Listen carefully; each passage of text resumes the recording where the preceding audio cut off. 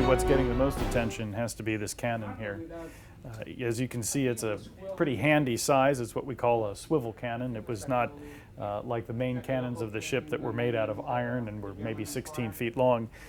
This was for much more small arms fire, and this type of cannon tends to be quite a bit more valuable and more collectible, especially as bronze and with the markings that are visible on it. And this is a breech loading cannon, meaning that they took this cartridge out and loaded it ahead of time, and then they could just throw it in the cannon when they were ready to shoot. And what is very unusual here is that the cannon marking here matches the marking on the breech, on what's known as a breech block. We believe that the NB stands for Netherlands Bronze, in translation, of course. But it's very, very unusual to find a breech block and a cannon together on a shipwreck. And this is getting a lot of attention. It's from a shipwreck off the Dominican Republic, from a company that is selling a lot of their material in our auction. Well, what we have here is a gold rosary, a Catholic artifact, obviously. They found several of these on this one particular Spanish shipwreck from the 1715 fleet. And this one is complete. It has all of the medallions and the crucifix and all of the little beads in between. Fabulous artifact, one of many of this type of artifact from shipwrecks that really you would only find in museums otherwise. But by virtue of the fact that they were sunken on a shipwreck, you not only can see it, you can also own it. And for obvious reasons, we call this the dragon whistle because it looks like a dragon. But also, if it weren't encrusted the way it is, you could actually blow on it and make a whistling sound. And what's significant about this is that we believe it was the property of the ship captain, possibly to call the shipmates to arms and things like that. They have found these from other shipwrecks, and the most famous of them, with a giant chain that came with it, sold for 6 figures. So we're not quite expecting that for this one, but certainly it will be a highlight of the auction. It comes from the 1733 fleet, and as you can see, it has coral encrustation on the outside and even the inside of the mouth of the piece. Also, it's neat because it's a combo tool, if you will. In addition to being a whistle, this part originally would fold out to be a toothpick, and this little spoon-shaped thing here was for scooping earwax out of your ear. So definitely a tool of multiple uses back in the 1700s. These seem to be getting a lot of attention as well. They are armor breastplates. They're pretty well self-explanatory. You just wore them on your chest like this.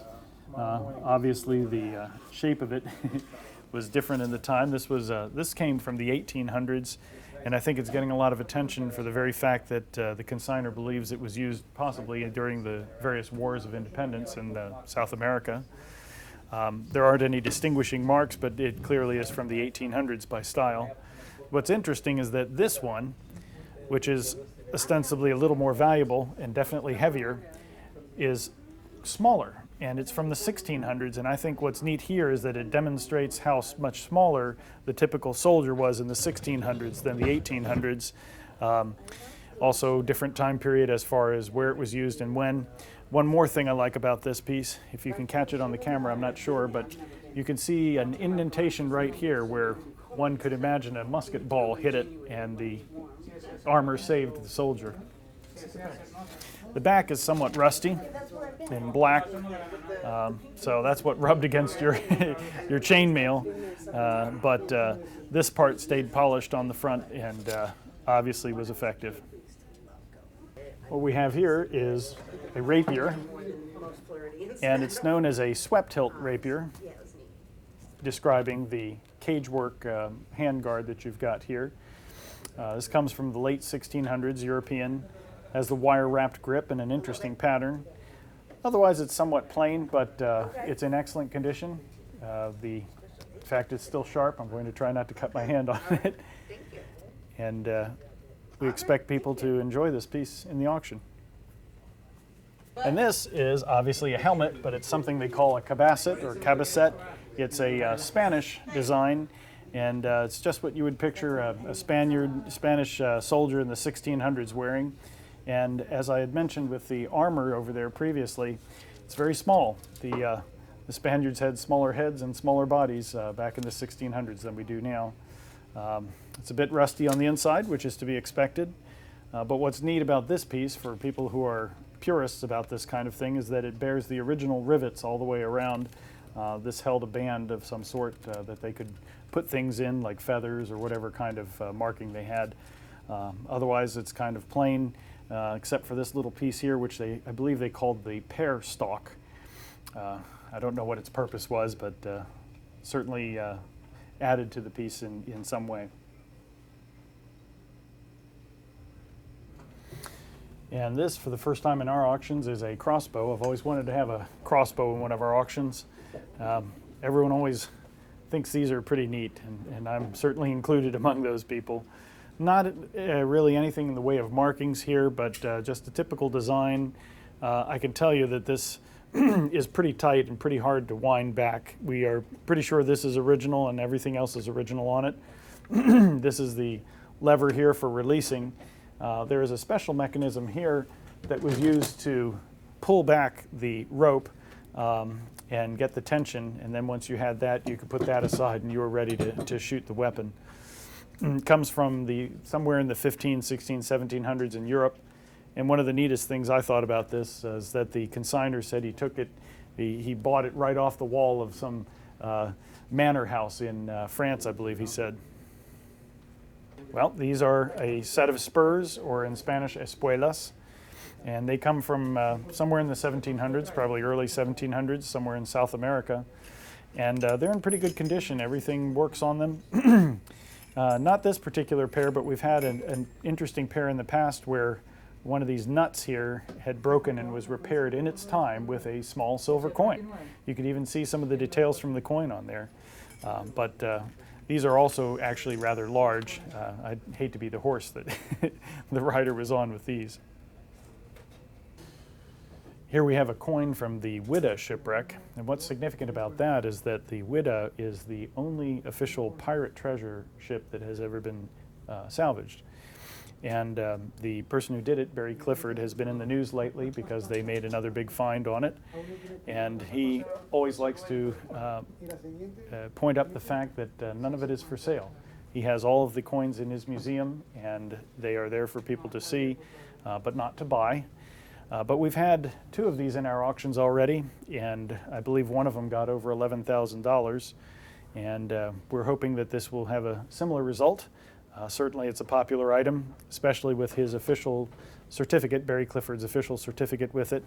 And actually, on the back of it in an envelope here, we have a letter from the conservator explaining what this is and showing the acquisition card. This is raw data from the actual shipwreck salvage, showing a photograph of the coin just as they found it and all of the archaeological data, with a personal note from the, it says Director of Project Research. He has also since passed away, so we have an interesting posthumous item. A lot to this piece, all around.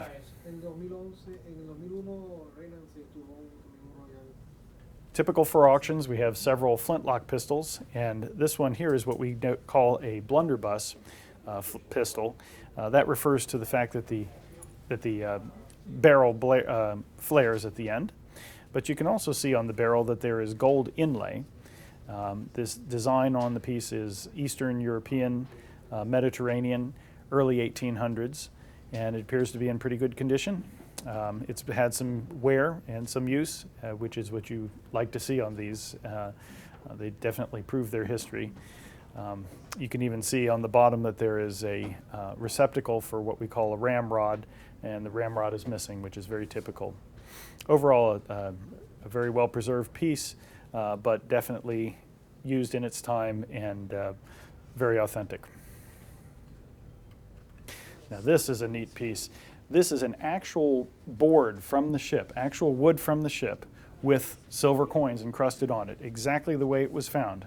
You can still see details from the coins, very well preserved and nice markings, clear. This comes from the shipwreck of the Cazador, 1784, in the Gulf of Mexico. Very well-known shipwreck these days. It's been promoted very heavily.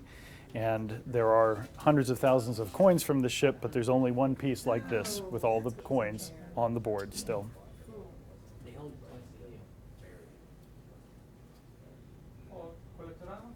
Now this cross that we have here is bound to be a popular item with a lot of our Catholic collector bidders. It is Spanish or French, right around 1800. I believe it's made out of ivory on just plain wood. Very Spartan, but you can see the artistry is very good. The arms are a little out of proportion, but you can see the detail on the face is quite detailed, quite intricate, and really expresses the grief and sentiment behind the object. What's missing here is right below, well, Christ's feet you have a skull, but below that there should be crossbones for Golgotha. We get quite a number of items like this that have the skull and crossbones, which actually was a religious symbol originally, but this is missing that little bit. Otherwise, it's in great shape and certainly shows age, but nothing serious, just authenticating age, I'll say. We are certainly well known for our expertise, which is not easy. This is difficult material and a lot to keep track of, more so than other types of material. But I think that mostly people just like the fact that we give it the attention that it deserves. You have, beyond the item itself, you have the story behind it, and we always tell it.